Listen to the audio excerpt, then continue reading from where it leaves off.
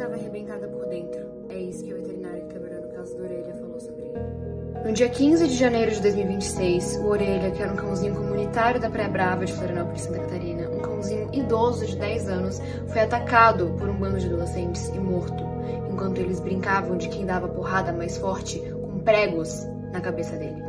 Depois de ser agredido na praia a pauladas por 4 adolescentes de classe alta em Florianópolis. E o nome de cada um deles. Eu não posso colocar a foto deles aqui porque eles são menores de idade, mas eu posso colocar um nome sim e deixar claro que eu nunca mais vou esquecer do rosto de cada um e eu nunca mais vou esquecer do nome de cada um.